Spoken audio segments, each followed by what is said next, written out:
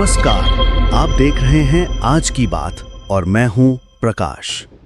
Coca Cola exit का रहस्य। दोस्तों जरा सोचिए, एक ऐसा ब्रांड जो भारत की हर गली, हर मोहल्ले और हर त्योहार में मौजूद है, अचानक अगर ये कह दे कि वो भारत छोड़ रहा है तो क्या होगा?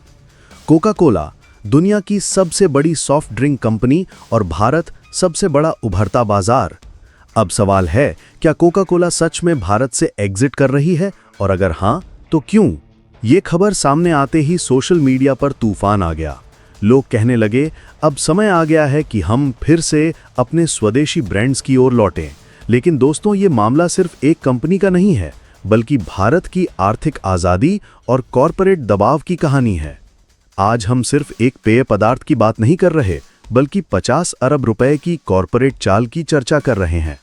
कोका कोला का एग्जिट सिर्फ बिजनेस नहीं है, ये सवाल है, क्या भारत अपनी अर्थव्यवस्था पर खुद का नियंत्रण चाहता है या विदेशी कंपनियों के हाथों की कठपुतली बना रहेगा? भारत में कोका कोला का सफर। कोका कोला की भारत में कहानी किसी फिल्मी ड्रामा से कम नहीं है। 1977 में जब भारत ने विदेशी कंपनियों पर नियंत्रण कड़ा किया, तब कोका कोला को भारत छोड़ना पड़ा। लेकिन 1993 में आर्थिक उदारीकरण के बाद ये फिर लौट आई। आज कोका कोला का कारोबार सिर्फ कोल्ड ड्रिंक तक सीमित नहीं है। माजा, थम्स अप, स्प्राइट, फैंटा, ये सब इसके पोर्टफोलियो में आते हैं। भारत इसका दुनिया का 5वां सबसे बड़ा बाजार है। लेकिन दोस्तों, मजे की बात यह है कि कोका कोला ने भारतीय स्वाद को समझकर खुद को ढाला। थम्स अप जैसे स्थानीय ब्रांड को खरीद लिया और उसे दुनिया भर में पेश करने लगी। यानी खेल सिर्फ पेय पदार्थ बेचने का नहीं था, बल्कि भारतीय उपभोक्ता की नब्ज पकड़ने का था। अब सवाल उठता है कि अगर कोका कोला इतनी मजबूती से खड़ी है, तो फिर एग्जिट की चर्चा क्यों हो रही है? पेप्सी बनाम कोका कोला की लड़ाई।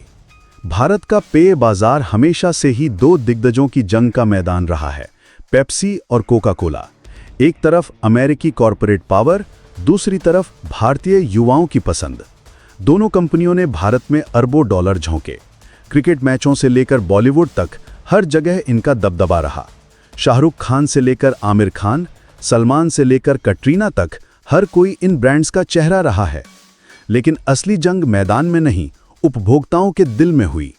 पेप्सी का स्लोगन "ये दिल मांगे मोर" ने युवाओं का दिल जीता। वहीं कोका कोला का "ठंडा मतलब कोका कोला" हर गली का नारा बन गया। फिर भी भारतीय बाजार की वास्तविकता ये रही कि दोनों कंपनियों ने मिलकर स्थानीय ब्रांड्स को दबाने की कोशिश की। अब जब भारतीय उपभोक्ता स्वदेशी उत्पादों की ओर लौट रहे हैं, तो क्या यही वजह है कोका कोला के एग्जिट की चर्चा की? 50 अरब निवेश की चाल। दोस्तों, मीडिया में ये खबर फैलाई गई कि कोका कोला भारत से 50 अरब रुपए का निवेश वापस ले सकती है। लेकिन असलियत क्या है? ये कॉरपोरेट स्ट्रैटेजी है।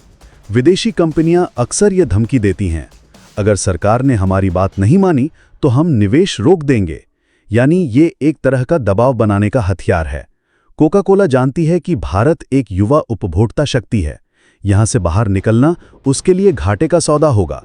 लेकिन एग्जिट की अफवाह फैलाकर वो सरकार पर टैक्स और रेगुलेटरी प्रेशर कम करने की कोशिश करती है।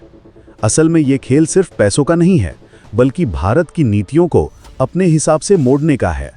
अब सवाल यह है, क्या भारत इस कॉरपोरेट चाल में फंसेगा या फिर अपनी आर्थिक संप्रभुता बचाएगा? भारतीय उपभोक्ता और विदेशी ब्रांड्स। दोस्तों, ये सच है कि भारतीयों की आदतें बदल गई हैं। कभी हम नींबू पानी, शरबत और लस्सी पीते थे। आज हर गली में कोक, पेप्सी और स्प्राइट बिकते हैं। लेकिन अब हालात बदल रहे हैं। स्वास्थ्य के प्रति जागरूकता बढ़ रही है, मेड इन इंडिया का समर्थन बढ़ रहा है और उपभोक्ता स्थानीय स्वाद की ओर लौट रहे हैं।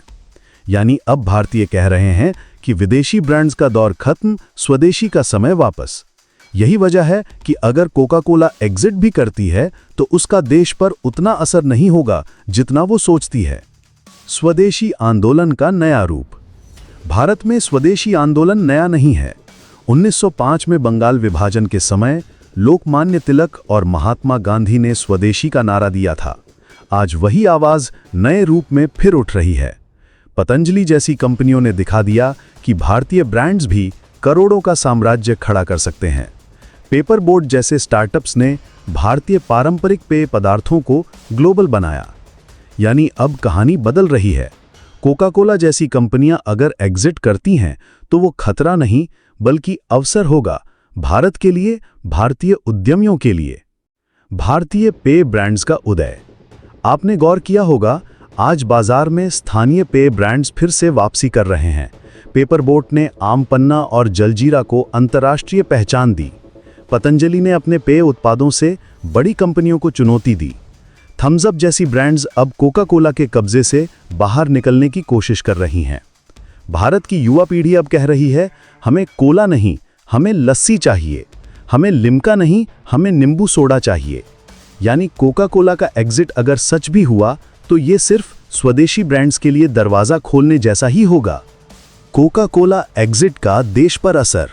अगर सच में कोका कोला भारत छोड़ती है तो इसका असर क्या होगा?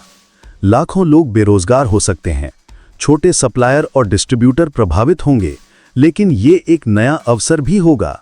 भारत के लोकल ब्रांड्स इस खाली जगह को भर देंगे, स्वदेशी उद्योग को मजबूती मिलेगी और सबसे बड़ी बात, भारत विदेशी कंपनियों की कॉरपोरेट ब्लैकमेलिंग से आज़ाद होगा।